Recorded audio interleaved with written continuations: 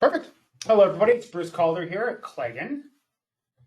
I'm going to be your host today. I'm going to talk about skipping year two, looking ahead to 2021. So a lot of people are focusing heavily on registration, and we're definitely going to take a look at that. We're also trying something a little new today. We're actually hopefully having the camera inset. I know I'm a crazy scientist hair, and you're probably thinking to yourself, boy, this guy's got to be really smart because there's no way he got this far in his looks. So, going with that, we're going to go to the presentation. A lot of things today. The presentation here, the webinar, is made to be about 50 minutes long with about 10 minutes of Q&A. If you have any questions during, feel free to submit in the control panel, and I'll get to as many as possible. So I do a little introduction. I'm going to talk deadlines because we're going to talk next year. So one of the things I have to talk about is the registration coming up for January 5th. And the way to comply with that will help set up the stage of other things you're going to end up doing in next year. And really, we need to look at a lot of the guidances to understand a lot of the requirements now. We're going to look at product grouping, quasi-identical components, one notification per article, some more complicated terms. And then based on that, we're going to look on, once you're registered, it's not over. There are more work you're going to end up doing. What that work is going to vary a little bit. There's a lot of guidances and rules, industry practices, and data that are still stabilizing. So the main thing by January 5th is to get all of your products that have SVHCs about 0.1% by weight in any component in the database, their components in the database, and the SVHCs in the database, and get back a registration number. There'll be a lot of arguments about structure, about the way hierarchy, the way it's all put together. The main thing, get the products, their declarable components, and the SVHCs in them in the database, get a registration number. Then as things coalesce, next year, look at what other updates or adaptations you're going to make. But today, to sell, you really want to focus on getting your products into the system. You want to do it in a way that it doesn't have you stuck down one particular path. You can always, take a different fork in the road as things evolve. I'm going to talk about detail what that all means. So, of course, here at Claigan, we do a lot of laboratory testing. It's fantastic for each SVHCs, easily the most definitive. Fantastic for new products. You have a new product. I want to sell this item all over the world. Why don't we do ROHS, REACH, Prop 65, POP, everything at once? It's a lot easier. It's far more definitive. It's a lot shorter in time. It's a lot cheaper than data gathering. But it's not always possible for all your legacy products. So we also do a lot of monthly and quarterly updates. If you like what we're doing here today, advising, consulting, it's much more interactive though. We talk about your products and how the changes affect you. Explain, for example, this quarter, the ROHS renewal process and what it really means. Yes, there are dates coming up in July 2021 where theoretically exemptions expire. That's not an expiry date. That is a validity date in the case in which the exemption is not in the renewal cycle. Otherwise, they're controlled by the renewal cycle, and we'll explain the timelines around the renewal cycle and what we're going to see next for ROHS exemptions. We'll talk about UK REACH that kind of appeared out of the blue, how it impacts you. There are 2 new substances up this week to become SVHCs. They'll be decided upon this week. What are they? Where would they even be in your product? Are they really a concern? So lots of that stuff. You like what we do here? Strongly advise. We do this for such a range of companies. You get to benefit from everybody else's knowledge.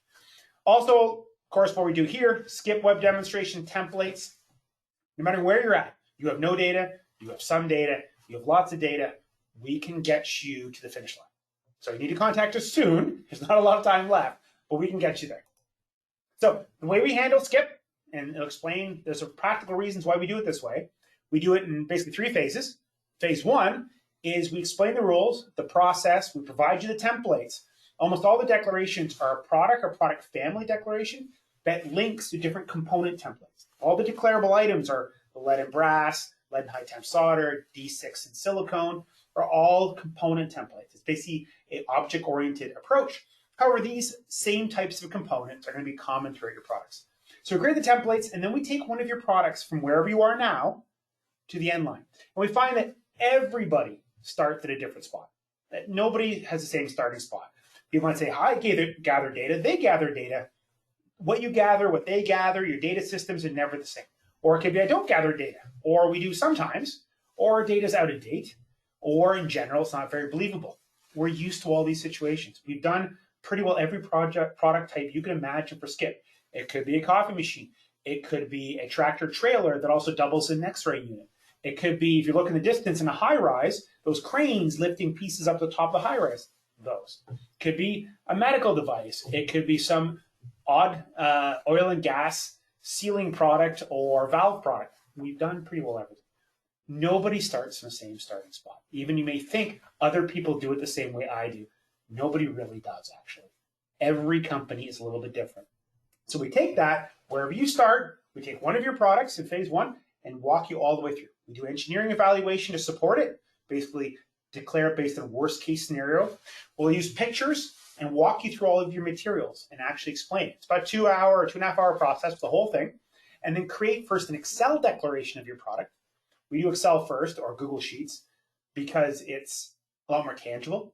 Most of us are used to rows and columns, and iEuclid object-oriented is a little bit different.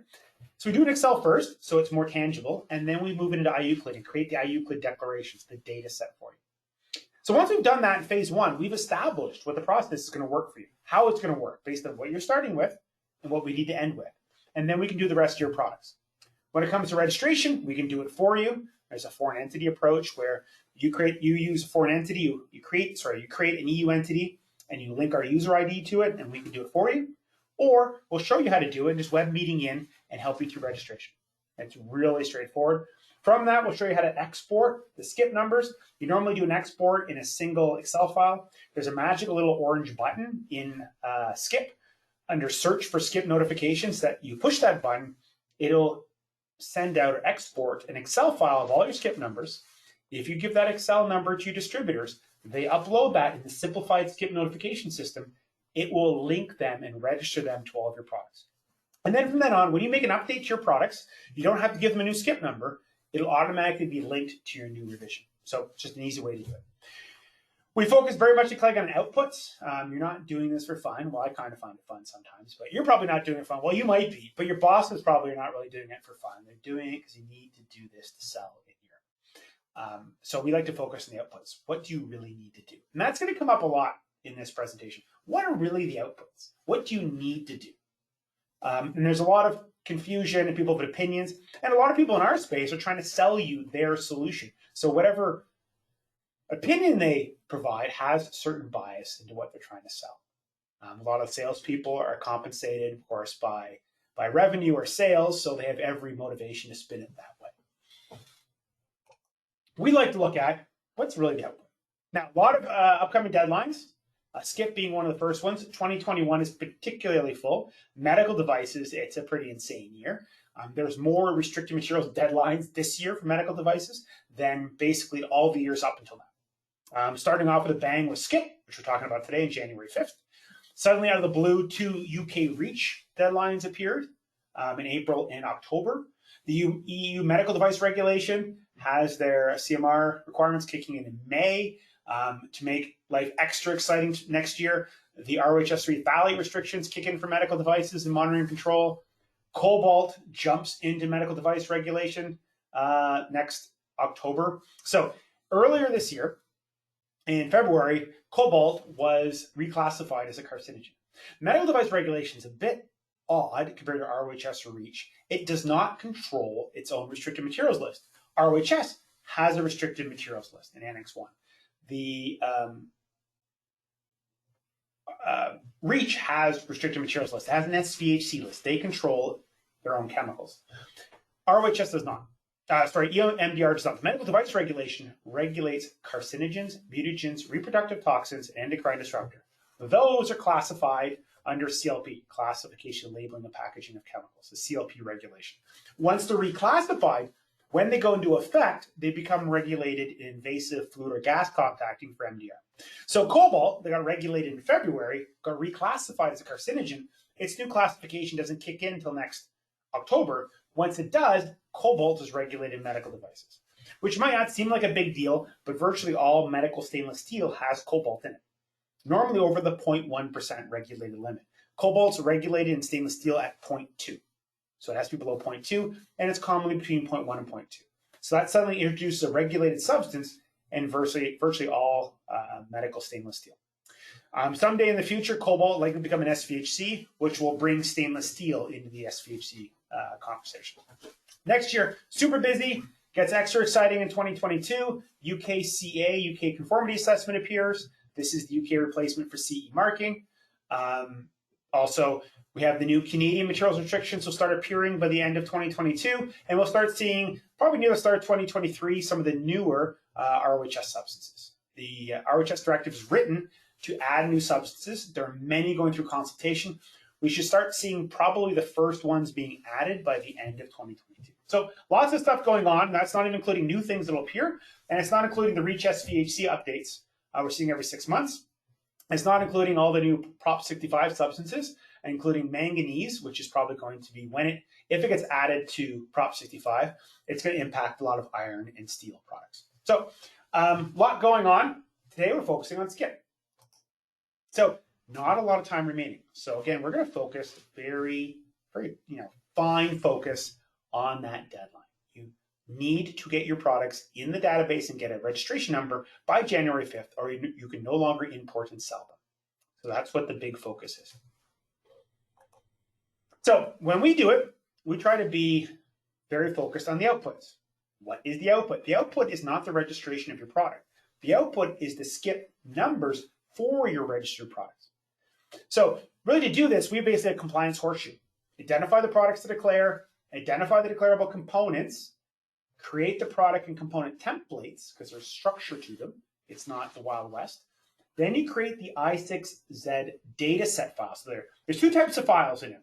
The dataset is the unlocked version. The dossier is the locked copy of the dataset. So what you have to register is the dossier, the locked copy of the dataset. So when you see this in webinars before, create these datasets. They're datasets. They're not registrable yet. They need a couple buttons clicked and be locked into a dossier. The dossier gets submitted. If you update the unlocked dataset version future and relock it and create a new dossier, the database will know where it came from. When you register it, it will up revision your previous registration. It's quite good. So basically you have to create the dossier, review it. Once you're happy, so you create the data set, review it. If you're happy with the data set, create the locked dossier version, register it. Then there's a magic button you push to export your SCIP numbers in a pretty little Excel file. Actually, it's not pretty at all. It's pretty ugly, but it works. That Excel file, if you give it to a distributor, they can upload it directly into the Simplified SCIP notification system. They will get back SCIP numbers of their own for each of your products that are linked to yours. So if in the future you up revision or update your product, it'll automatically link to the SCIP number you've already provided. The nice thing about the Excel file, a little orange button, just export it. You give it to the distributor. They don't have to know anything technical. Just upload it to the system. They'll give you back numbers and you're registered, and you don't even have to know what we're really talking about. Just create the entity, upload it.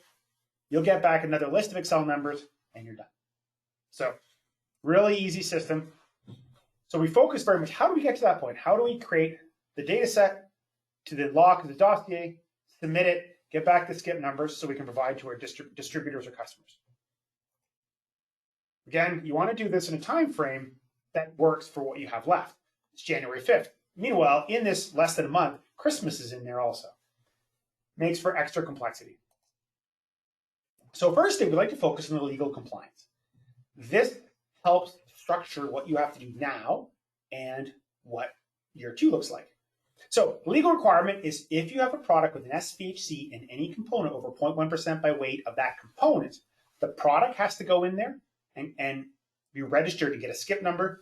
You also need to include in its file the components that contain SVHCs. Any component that does not contain an SVHC does not have to be in there. Only the components that contain SVHCs over 0.1% by weight, the SVHC in those components, and some related materials information, and the safe use instructions. And that's what's required. You do that, you've met the legal requirement. People might argue a variety of things, like we'll talk about location and hierarchy. This is the legal requirement. The law doesn't have and the hierarchy of it. This is the legal requirement. So this is what you want to do. Further refinements may be made in year 2. Up revision of the file is really easy. As industry solidifies some of the common methods and processes, and some of the national authorities come out and say, as a group, we agree, we want to see it this way, you can make updates then. But meanwhile, you have your SCIP number, you are registered, you can sell your product. If a national authority comes, say Germany, and says, no, I want it this way, then you can update your files, but you have the registration number.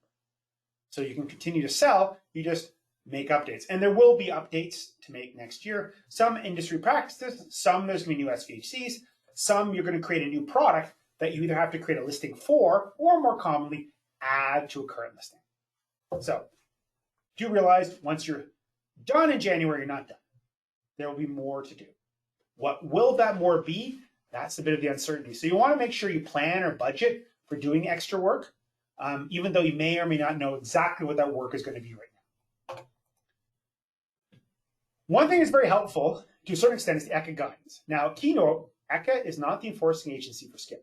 People say in the news, ECHA could reject submission. They only really reject it on database technical grounds. Either A, it doesn't meet the validation, or there's something about it that breaks the database. And we'll show some examples in a bit. There are ways to break the database. You can make files far stronger than anyone, far larger, not stronger, far larger than anyone ever imagined.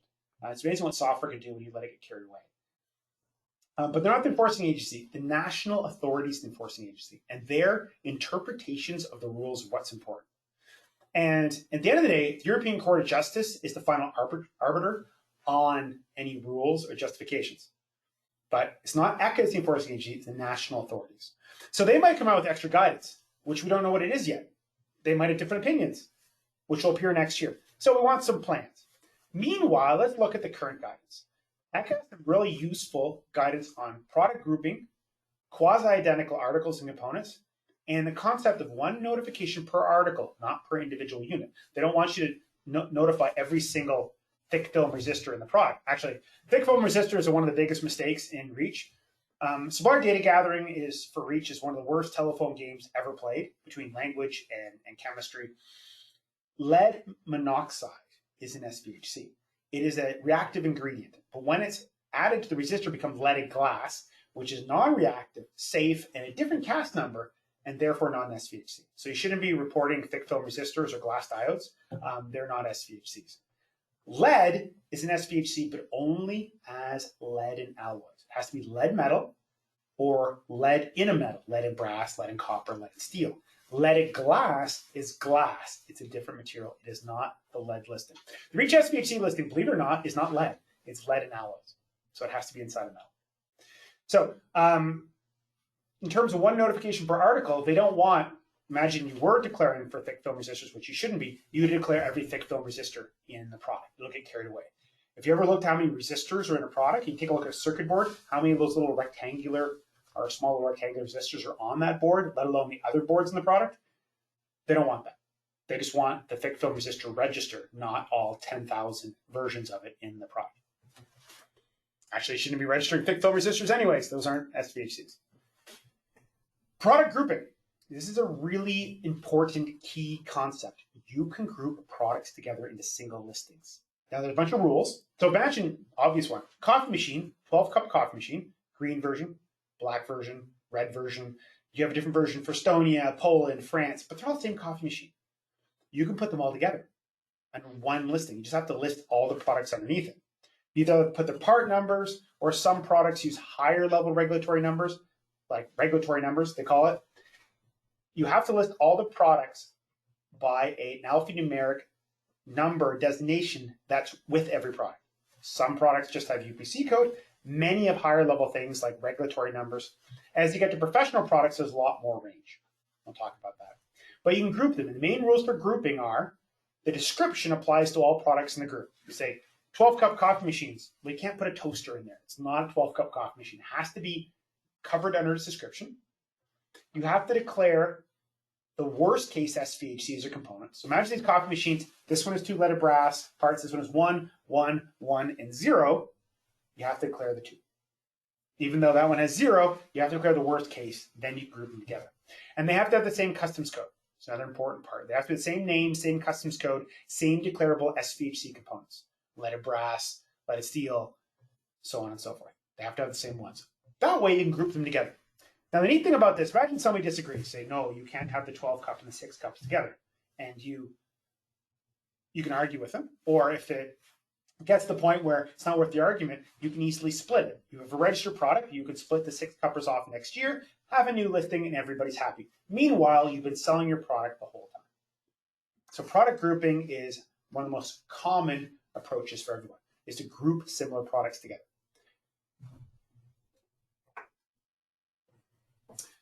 As I mentioned, or I should mention at the start, if you have questions during this, there's 50 minutes of presentation and 10 minutes of Q&A. You can submit your questions in the control panel. I'll try to get to as many as possible. I'm going relatively quickly. I should speak slower. I think my mom is, well, hopefully my mother's not watching this. She'd also have to be asking lots of questions later, and she'd be a little unhappy that I spoke so fast. But it does cover a lot of time, and you're not sitting there twiddling your thumbs. We can talk about a lot of things. One of them is quasi-identical articles, which if my mom was watching, she asked me what this is. The concept that similar articles can be grouped together.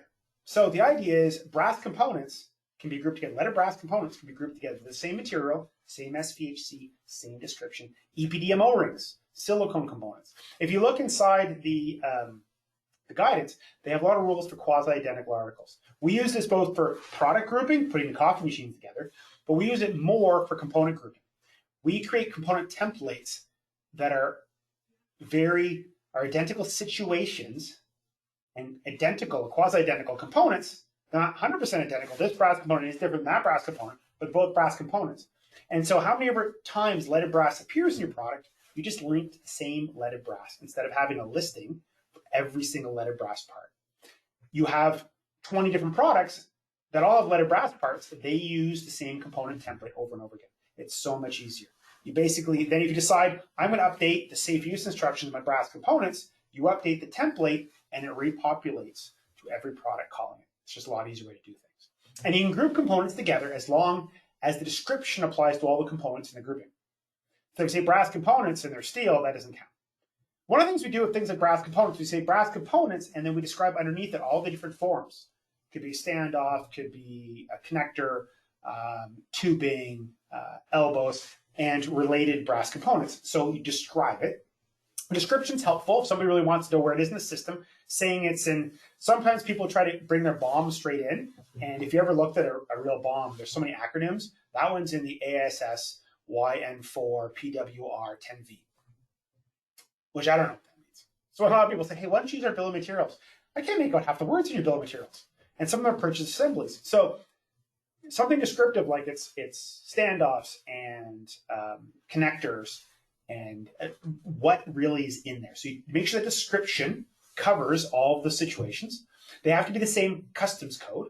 So brass components and aluminum components can't be in the same grouping, even though they're both lead, because brass has a different customs code than aluminum, and the materials code has to be the same. So brass is metals brass versus in the database versus aluminum, which is metals aluminum. So they're two different materials codes. They can't be together. Same thing as say EPDM O-rings and Viton O-rings. They're two different material codes. One's a fluoropolymer and one is EPDM. They have the same SVHC and SVHC concentration range. So the brass components all have lead between 1 and 10%. And they're all lead. If you have another brass component that has cadmium, it can't be in that listing. It has to have its own.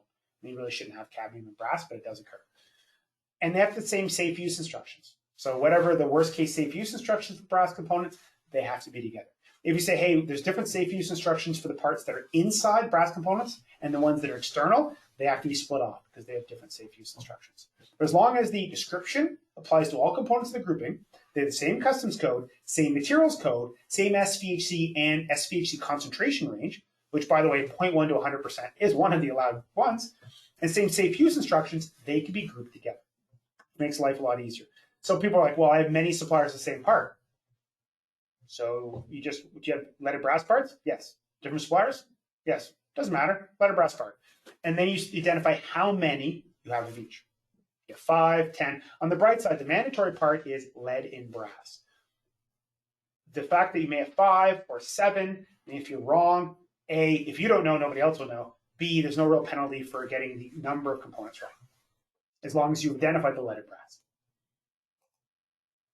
This also relates to this, 1 notification per article. They really discourage multiple notifications per article. So the idea is if you have 5,000 brass parts with lead in it, they don't want each one listed. That's why the brass component listing is far more effective. They discourage, the database doesn't even like it. The data set. What you may not know is the XML file, when you create it, every time you put a data point in there, it almost brings the entire data structure with it, and it gets unbelievably massive. So they're looking for leaded brass components. They don't want to know leaded brass component A, and then a separate listing for B, C, and down to A, Z, A. You're down to a couple hundred deep in there. They don't want that. They don't find it useful. Nobody else will find it useful. The funny thing is the recycler, waste provider, isn't actually going to use it for your individual product. That's actually not the main use. What they really want to know is the SVHC against customs code to get a better idea of what restricted substances are coming into their facility, one, to protect the workers, but more often than not, to understand what the risks are in material they put into landfill or recycling, which A, can affect their value, but also very much affects whether they can landfill it. So that's the more important piece of information. What restricted materials are coming through that they have to worry about? So they want one notification per article, not per individual unit or component. And there's a whole long sentence here is they really don't want you to get carried away with every unit. And they have a whole section here about custom parts. You have a product that you really sell custom variations of it, find a way to put it under the main robot assembly. You make a robot assembly which is modified for every customer, find a way to declare the robot assembly. Group it together is what they actually say basically in the guidance. So this is a very important one. They don't want you to start going, this resistor, that resistor, that resistor, that. They don't really want that. They might have thought they did, but when once it started happening and started getting submissions, they went, no, we don't really want that. And that's a big part of it. So location, a lot of people say, well, you have to put the location in the hierarchy. A, not legally required. Find the part in the Waste Framework Directive or REACH Regulation Article 33 that location is required. You have to be able to identify the article. That's the key part. So describe it properly. There are no concrete rules or requirements to guidance. The guidance says, it depends how you buy it. You could do it this way. Here's a whole bunch of ways you could do it. Once we see could, we're like, not required. So what is required? They also have the quasi-identical article guidance, which we just talked about. If you can put all of your O-rings or resistors into one bin, by the way, again, resistors should never be REACH SVHC declarable because it's leaded glass, not lead oxide. But the quasi-identical article guidance removes the need for location.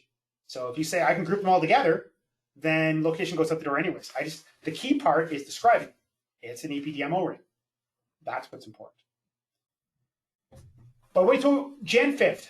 Priority, get your products into SCIP with the declarable components and SVHCs. That's the key thing. You want to get it in properly, accurately, honestly, with the product, the declarable, the components of SVHCs and the SVHCs, and get back the SCIP number. 2021, revisit location hierarchy.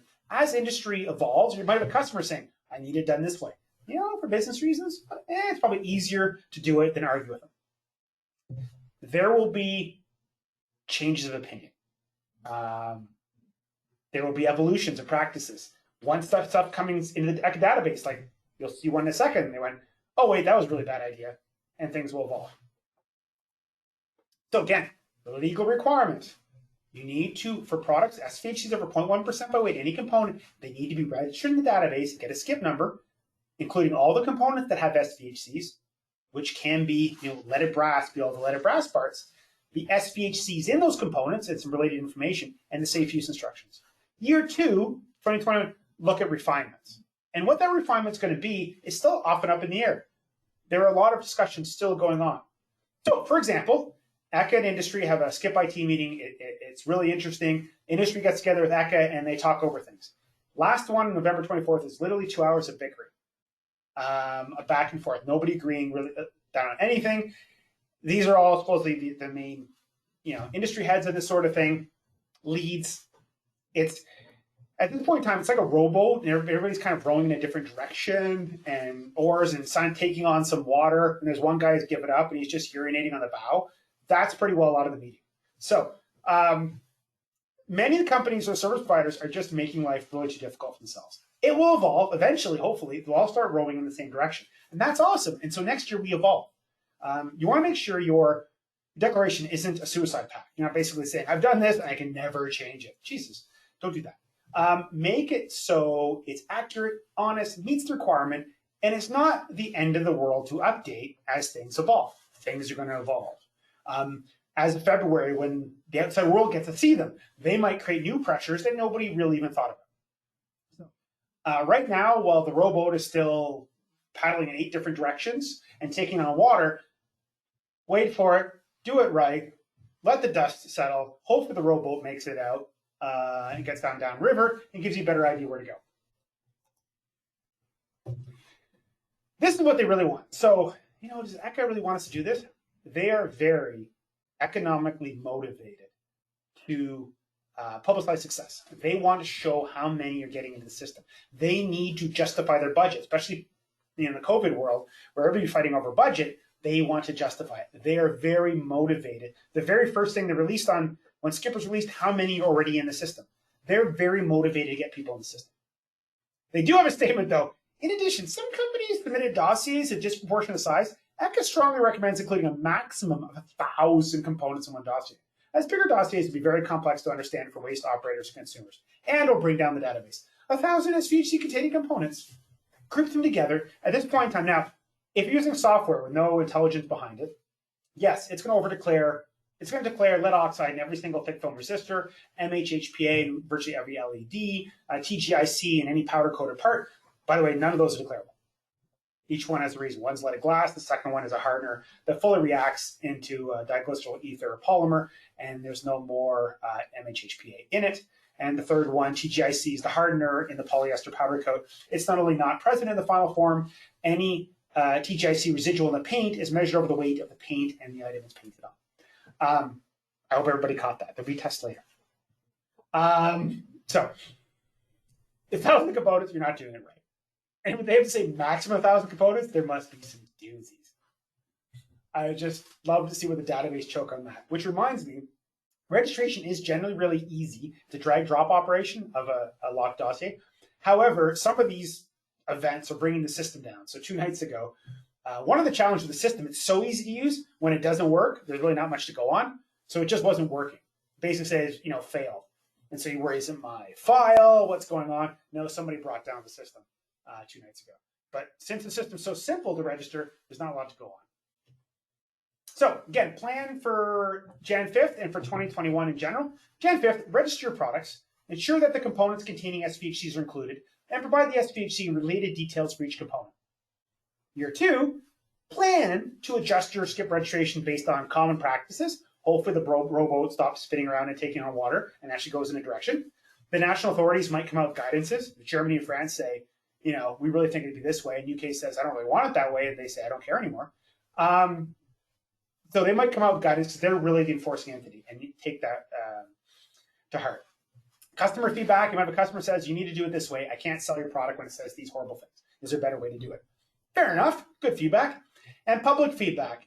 Likely they'll blame somebody else first, but they might, throw stones at somebody. It's a big difference between public and between companies.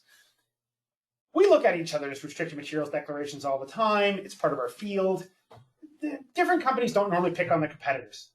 People who live in glass houses don't throw stones. However, people in the outside world that don't have to live in glass houses are quite happy to throw stones and poo and whatever they feel like. So there will be some outcomes as it becomes public, and practices will change. Especially if it's the internet, it's amazing what horrible things people will say on the internet when they're safe in their house. So back to common practices. 3 phases we do. First, we establish the basics. Everybody starts at a different starting point. Even though you think, I'm gathering data just like everybody else. Nobody is. Everybody's different. We've done this so many times. There are a lot of similarities, but nobody's the same. And you might say, I have no data. Yep, we're used to that too. This is how we're going to do it. We're going to show you the rules, provide the templates, and then we're going to walk you one of your products from beginning to end. And then actually create the declaration from that and say, hey, this is what worked, this is what didn't work, this is the process we're going to use for your products. And then in phase 2, we can create the declarations for all your products. And yes, it's a short timeline. Christmas is in there. You should talk to us soon. You should talk to us a while ago. But we can still help you. We can get you there. And then register, where we can register with you. You can create the legal entity, and we can web meeting in with you, or we can explain it. Or if the system is really neat, you create the EU legal entity and you attach one of our user IDs to your legal entity, and we can register for you. And then we can show you how there's a little magical orange button that exports the the SCIP file right from the system. So it provides an Excel file, you can give it to a distributor, and the distributor go, I have no idea what this is, and you say, just upload it there, and you can sell my product, and they go, okay, and they upload it, and everybody's happy. So really handy. Also, nice thing about that Excel file is it gives you one answer you can give to any query. I need your SCIP numbers. Here's the Excel file. I need your SCIP numbers. Here's your Excel file. I need this complicated discussion, SCIP numbers. Here's the file. Much easier. So it's a little orange button. It's under a section which makes no sense. It's search for SCIP notifications. That's where the actual SCIP number export is. I know. I think as the UK is now leaving the EU, they've given up on English and just, close enough and went with it. Okay, again, we have a compliance horseshoe. We're very goal-oriented. The main goal is not registering your product. It's getting the SCIP numbers for your registered product. So you need to identify what products have SVHCs, which anything of any complexity, especially electronics, will. What are the declarable components? Have product and component templates for declarables. Create the I6 dataset file, which is the unlocked version. Review them. Now create the locked dossier version. Register them. Push the magic orange button. Export the SCIP numbers. And then you have this little Excel file you can give to anybody who needs it. So again, focus for Jan 5th. Registering your products on time. You want to make sure you meet the deadline. That's the main thing to sell. Products imported after that date need to be in the database if they've reached SVHC. So as long as you're in the database, honestly, correctly, and you have a SCIP number, you can continue to sell. So you want to build your declarations honestly and accurately. Don't just say, I have a, power supply with lead. It's not, you have to declare the product. The fact is leaded brass and lead. Now, you might look at your supplier declarations, which are the worst telephone game ever created. There's language, there's chemistry semantics. I just went over that fast description of MHHPA, not for everybody. A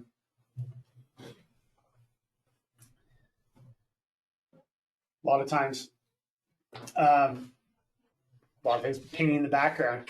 It's like, I'm busy right now.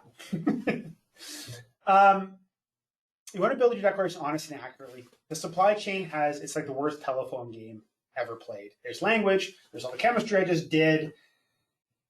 We also have situations where some companies just don't bloody try. And so you want to make sure you create a process that's not dependent on your worst supplier. If you basically depend on the accuracy of your worst and slowest supplier, it's just not going to go well.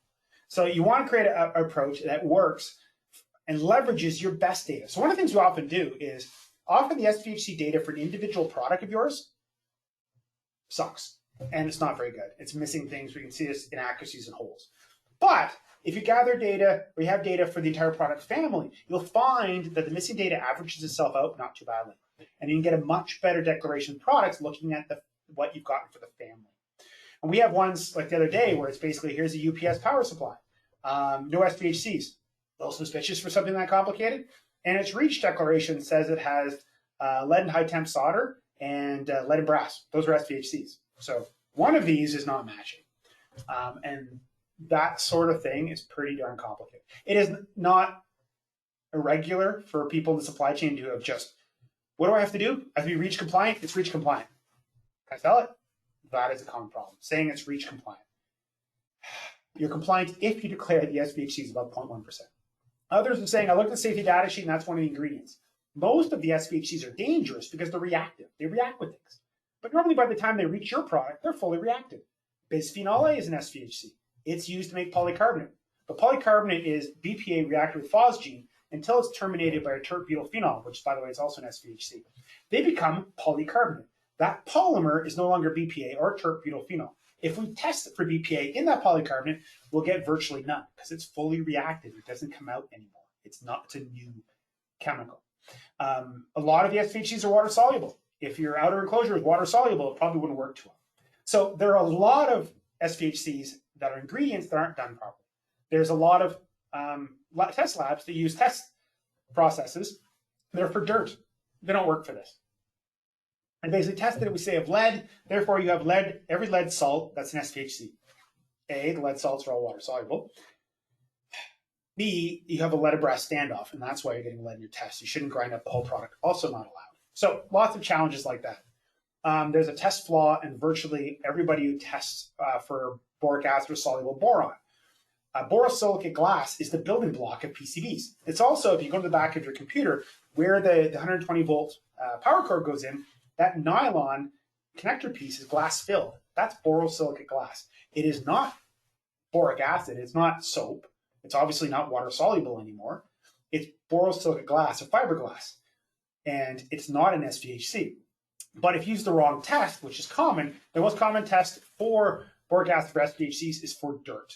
And one of the things it does is borosilicate glass, which is Pyrex. So you remember back in grade 11 chemistry, you had those little flasks of Pyrex, and you do lots of acids in them because it doesn't dissolve in acid, and Pyrex doesn't dissolve in acid. It does dissolve quite happily in chlorine. And one of the wash steps in the lab test has hydrochloric acid. And not that acid doesn't dissolve the borosilicate glass, the chlorine does, and they get false boron and borax readings. So lots of mistakes in every technical way you can imagine. Laziness, reporting of materials and ingredients, not understanding the rules, using test strategies that are either just lazy or plain wrong. By the way, the majority of labs use wrong ones. And they end up with a bunch of SPHCs that aren't really there. So there's a lot of updates can happen next year. One, you're going to learn a lot more. Your suppliers are going to learn a lot more. The rules are going to change. So what we focus on, make sure they're accurate, easy to modify and update. You don't want to be stuck down a path that if you change one little thing happens, I need to add a new product to my listing. Whoa, that's going to take hours. You didn't do it right. Let's just say you didn't do it right. It should be simple. You don't get stuck down a path of no return. Don't end up 5 blocks down a rat hole. Have a simple, accurate declaration that includes your products, components, and SVHCs. And we're also very cost efficient. You know, you're not doing this for fun. We have virtually every single customer we've ever had since we started a decade ago. And a lot of that is what is best for you and what is the output. So we're very cost effective, saying this is the best way to do it. This isn't basically, this is a very long work project, which we can charge you more for. No, we're like, this is where you have to go. This is where we are. Yes, we want it this way. We probably could charge more, but it doesn't make sense for either one of us. Let's just go from there today. Okay. So again, short time frames. So there isn't really a lot of time to go down rat holes because by the time you come out, you won't be able to sell your product. So short time, you really want to focus on the end deliverables, but do realize that it's a short time, therefore, and everything is still adjusting. There are still people paddling the rowboat in many different directions and maybe taking on water, and some people don't care, and there's a third guy who's drunk. Like it basically next year, it's going to change. So just realize, breathe in, breathe out, get your skip number, and there's going to be changes next year. It's perfectly normal. Let's move on, children. And so remember, year 2, there's going to be more work for skip. So make sure you plan for it, budget for it. There's a lot of things still adjusting. There's going to adjust on common practices, and hopefully they become common. There's going to be national authority guidance saying, you know, France saying, we're only going to do it this way. And then Germany who says, we're only do it that way. Like, you guys just agree? There's going to be a bit of that. There's going to be customer feedback, like, can you not do it that way because it makes it difficult to sell, or we want it differently. You get a public feedback. They start picking on some major brand for one thing or the other, and you're going, I don't want to be the next guy to pick on. Let me just change this a bit because it's public come February. You also have new products, which might have their own listing, or you might update one of your current listings to add it in, and there's going to be new SVHCs. So there's going to be updates. Just breathe in, breathe out. Know you're going to make adjustments. We just want that skip number to start with for an accurate declaration. Won't get you any trouble. Sell your product. As people come back with feedback, you go, okay, and have a plan to update it. So updating declaration IUclid, really easy. Short summary.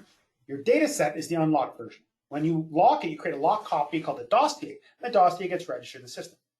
Later on, you change or update your data set, relock it, and then resubmit it, and it updates your previous registration. It's really straightforward to do. We've seen lots done so far. Some just due to spelling mistakes. Like, oh, we spelled our product wrong. Really easy to update. You make the change, relock it, resubmit it, and it up revisions it. You don't have to also reissue skip numbers. It's still the same skip number to distributor. It automatically links their number, links to your up revision. It's really easy. You're going to be updating, so you have new products. I created a new version of this, but it's still one of the same coffee machines I put it in. Or I've now created a whole line of toasters. I have to create a new one. I've also identified that some of our, turns out, our silicone components do not have D6. So I can remove the silicone components from the declaration. Silicone is really interesting because it's normally built from the D6 siloxane monomer, polyhexacyclosiloxane monomer. And it's a little bit different than polycarbonate because it's cured, and often the D6 is not fully cured out, and it's almost always there between 500 and 1500 ppm. And the neat thing is you can have the same silicone provider, which has it in a safety data sheet. They'll actually have D6 listed, but depending on who the molder is, the final version will have more or will have less to different degrees of D6. So the safety data sheet might say it's 0.5%, which is way above declarable.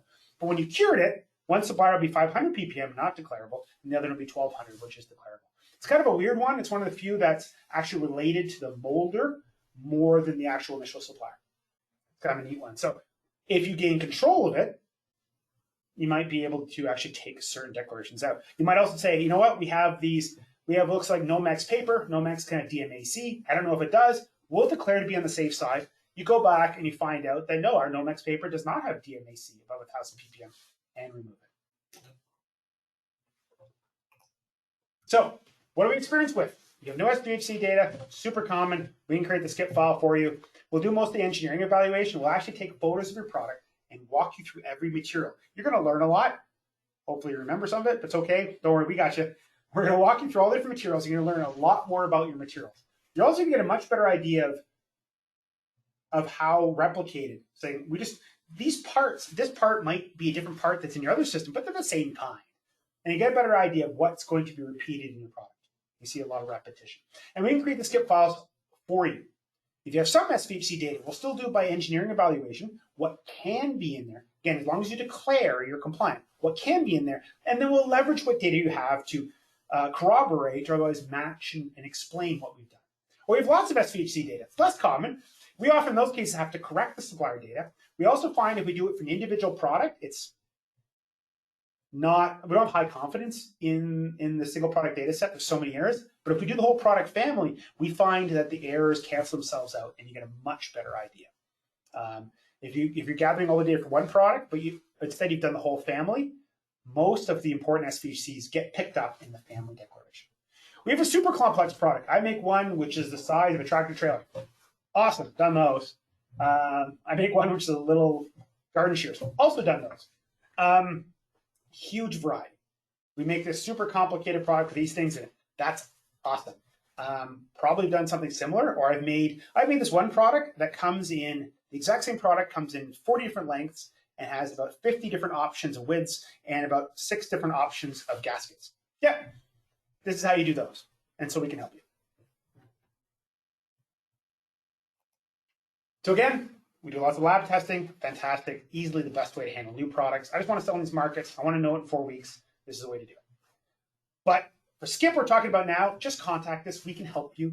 You need the number, the registered product to be able to sell. We can get you there and we can set you up as things evolve next year. We can help you go forward. No, the robot's not going to sink and it's going to end. Eka has been working the software for so long. It's all going to move forward. It just may take a little longer. For all the challenges, sometimes Eka is the guidance. They can really program an Euclid. They've been doing this for over 10 years. It's all going to move forward at a regular rate. It just might need a little centralization. Eka means well in a lot of cases. They just don't build product of their own. They haven't done this type of registration before. But they will get things straightened out. Again, awesome. Bunch of new Q&A. If you have any questions, please feel free to submit the control panel, and I'll get to as many as possible. The way we do it, phase 1, these are the rules. Here's the template. This is how we're going to do it. Now we're going to take one-year product based on whatever starting point you have, because everybody's starting point is different, and walk you through to get to the same endpoint and create an Euclid file for that product. Awesome. We got a process established. Boom. Then we can create it for the rest of your products and then register it for you or register with you or support you in any way you need. Some companies like to do it all by themselves. Some like to have this web link in. Some just attach us to their legal entity and we submit them as a foreign entity. We've done pretty well everything you can imagine. We do SCIP for 100 plus companies. There's a huge amount of variety. And you also get to benefit. We work with so many companies.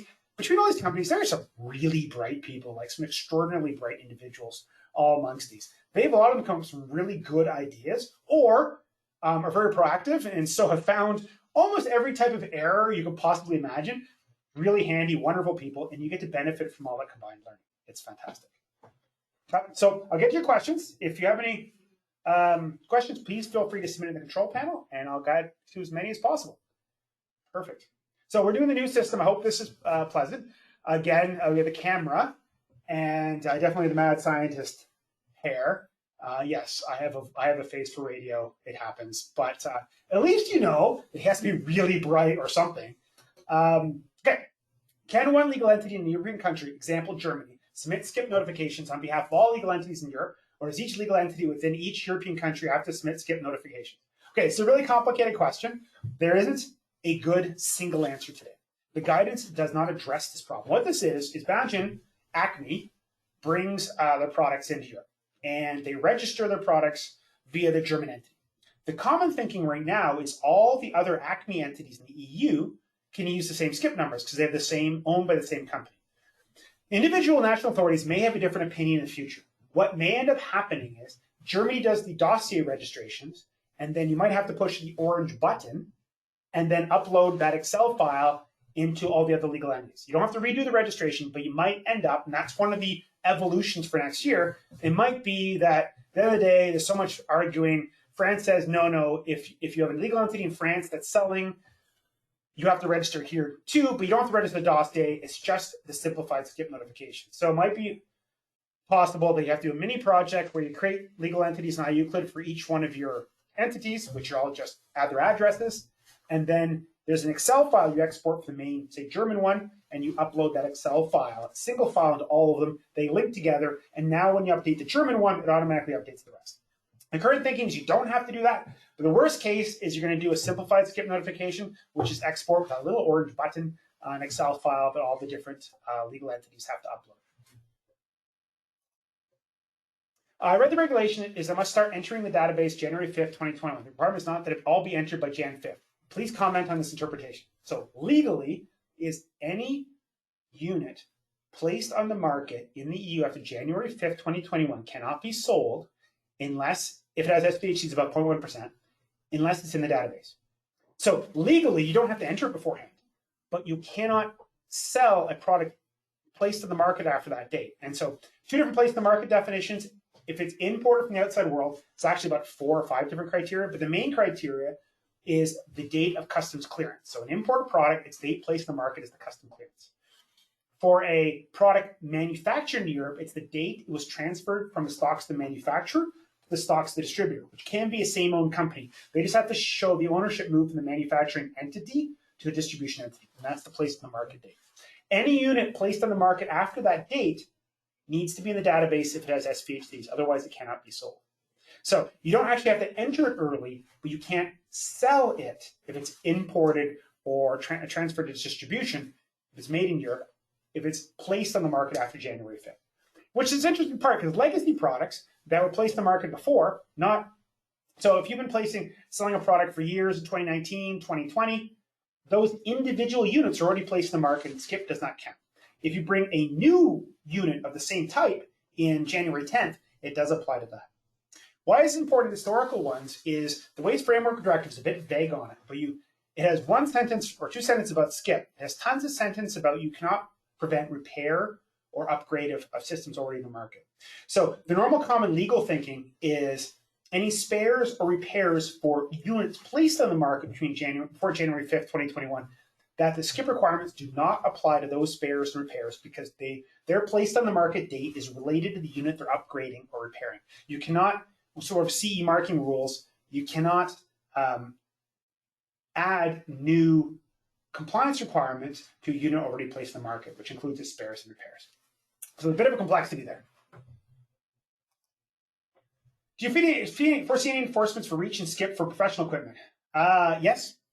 When it becomes public, a lot more. The ability of people to search through it. I think medical devices have one of the larger exposures because of their space. A lot of industrial products, though, are not necessarily well known in the world. They may, depending how the tools to view it exist, they may be able to search for types of SVHCs, and then they'll come across professional products that way.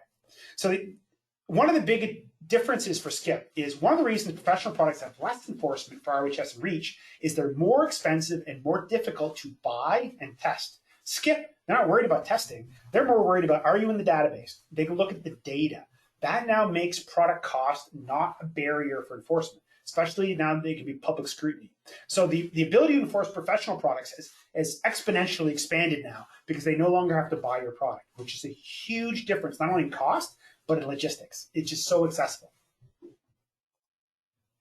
A new SCIP file generated when revising the dossier, or do I keep the old number that we share with the distributor? Great question. If you have an unlocked data set, you lock it into a dossier, you register the dossier. If you modify, make a change, in the unlocked version, relock it and submit it, the submitted version will know that it's from the previous version and will up revision it. The SCIP number will not change, and you do not have to provide a new SCIP number. Where you would have to provide a new SCIP number is you have coffee machines and you come to some agreement that I'm going to split the 6 cuppers away from the 12 cuppers, and I turn the coffee machine one into a 12 cupper, and I take these 2 out, and I make a 6-cup coffee machine, new listing, and has a new SCIP number that you'd have to provide. So in case you do product splitting, yes. But otherwise, any other update, no. I won't change the SCIP number. If I have a component that has an SVHC, the SVHC exceeds 0.1% for weight of the individual component. However, the component is soldered to a larger device. Is the condition still 0.1% by weight of the component? Yes. So the guidance is a little bit complicated, and there's almost a level of religious discussion on chicken and eggs about some of it. But legally, a SVHC is measured over the weight of the article the first time it became an article. And what that really means is chemicals are governed by safety data sheets. So liquids, powders, mixtures, safety data sheet. And as long as a chemical is governed by a safety data sheet, like paint inside the spray can is governed by a safety data sheet, that's not declarable. When you paint it on, the first time the paint will take powder coating in this case, the TGIC in the paint on the metal, the first time it's an article is after it's painted on. So any residual TGIC is measured over the entire painted article. So in that case, the first time it's an article is after it's painted on. Any SVHC in the paint is measured over the weight of the painted item. Adhesives are also similar. Adhesives have a safety data sheet until you say attach 2 items together. So any residual hardener, which is often an SVHC, in it is measured over the weight of itself and the 2 items or more items it attaches together. If you have a connector that has lead over 0.1% by weight, and then you solder it onto a board, that connector does not have a safety data sheet. It's been an article the whole time. So that's the declarable level. Where it gets a bit religious is like, I have a flexible circuit that's capped on with copper wires. At what point is it no longer a chemical? Kind of say the manufacturing process of the Kapton and the wires are together, so it's the wires that Kapton together. Close enough? Anything under 1 gram? Close enough. You can't measure anything well under 1 gram anyway. But that's just for practical purposes. What's the difference between grouped models under one category, so red, blue, green, coffee, show up in the search for a specific model? So there's no specific rules of how you have to list it for searching. You just have to say this covers it. So you do have to put in, consumer products have to put in alphanumeric numbers also that are with the product. So you could use UPC codes. So you list in the grouping all the different UPC codes, or often they have a higher level number, a regulatory number, something higher level, and they list those in. And as long as it's with or on the product, you can use any alphanumeric number that's with or on the product for consumer. Professional is a lot more leeway, especially when you have custom solutions where it says this robot can be designed for any individual customer totally differently. They have more allowances for ranges. You know, another one is you make capacitors. Capacitors could go into consumer products, but they're really professional. Your customer is a professional for the resistors. That resistor can be made with a zillion different tolerances, many sizes, and a huge number of variations. And the number of part options, and including whether it's on a tape and reel or bag, is the sky's the limit. So they're allowed to use ranges as long as it's descriptive. It's all the KN75 series where the 7 characters are T, because there's no reasonable way to describe the million potential variations of that capacitor. If a component has an SVHC that is less than 0.1, do you still need to import in the database? Nope. If it's below 0.1% by weight of the component, it does not have to go in the database. Also, if a product has no components of SVHC of over 0.1%, it does not have to go in the database either. Where can I find the blank i6z file used to import the database? There's no blank i6z file. You have to create it from the system. We normally, as a working point, we use Google Sheets or Excel. It's a lot easier. It's got rows and columns, and we structure it in a way that it's really easy to just transfer across iUclid. The biggest ones in iUclid are the component templates, the lead and brass, lead and steel. We'll build those for you. So any individual project for us, we'll build those component templates, and now declarations are a counting exercise. How many of each do you have? What about simplified skip notification? Can you please provide more info? So if you're the manufacturer, which is not the factory, it's the brand owner, you normally register the dossier, which is the data package. After that, you get a skip number. Simplified skip notifications are for people downstream, so your distributor. What they need is your skip number. There's another section of registration, simplified skip notification. They can upload that nonsensical 30-character alphanumeric number individually, or there's an Excel sheet you can give them, which you export right from the system. They list all the skip numbers, and they just upload that Excel system. It's under the simplified skip notification. When you go in registration, the first field is submit a dossier. Second field is submit a simplified skip notification. And so that allows the distributor to take your number, register, get their own number, and now they're compliant. So every provider of a product in Europe has to have a registration number for the product, but they don't need all the data set. They just need your number to register and allows them to sell it. We are a small company with no legal entity in the EU. We ship products to the EU through EU-based electronic component distributors. Can we register and skip without a legal entity? No, you need an EU legal entity. However, a number of options. A, you can distribute it do it for you, or you can have, actually there's really no rules about who can do it for you inside. It could be a law office, but you could pretty well have an individual actually do it for you. It isn't like REACH registration, which has rules. This one has to be EU person. As long as they register it, you can register through them. When in doubt, if you can't do it at all, we could probably help you. Often, most companies do it through the distributor, because the distributor is going to have to register the simplified notification anyways. So they pick a distributor and work it out with them. The distributor has to submit the simplified skips anyways. So if they can give you a link to their user ID, or you can give them the files and they can upload themselves. If you update a component, do you have to resubmit all dossiers to use that component? Generally, yes. So if you're using one that's embedded, which we normally do, you would have to resubmit them. But it's actually really easy. If you're using a brass component of these 20 products, you just relock them, export them, and then you can actually take the folder. You can just highlight the whole folder, upload, and it'll register all of them at once. You can do full folder uploads. It doesn't take very long. So if you say, I'm going to change the brass component, which affects my 20 products, just relock the 20 products. Doesn't take that long, actually. And then you just can upload an entire folder right into the system. It's really easy. Are kits and spare parts for products applicable to needing skip registration? Yes. However, that's mostly a year 2 problem. First of all, any repair or spare that you submit, that you bring into the EU now, has to be for, or it can be strongly argued, it's for a unit that's already placed in the market. And it has no skip requirements yet, because the unit it's upgrading was placed in the market before, or repairing before skip January 5th. Eventually, you might have to do something. There is two schools of thought. One is saying these spare parts are under the product registration. So I've already covered. Others say you might actually have to put in the system. So that's a year 2 thing. As the guidance evolves, it might be necessary to list spare parts and kits separately. But that's not clear. The other two arguments are A, any spares or repairs right now are for products already placed in the market, it's not applicable yet. Or B, it's already in the product's declaration. Here's the skip number for the product it's part of. That should be sufficient. We'll see how that evolves. So thanks, everyone. Still lots of questions left. Running out of time and a bit of voice. Thanks, everyone, for attending. It's been a pleasure hosting. Everyone who registered should receive a copy of the slides. We should have recording coming out relatively soon, the next day or so. And thanks again. If you have any questions, please feel free to contact us. Again, the deadline's really, really soon. We're very good at this. I mean, obviously, if you look, I didn't get this far in life by the way I dress. So we must know something to get this far. So great hosting everyone again, and I look forward to talking to everyone again soon. I do like how you can promote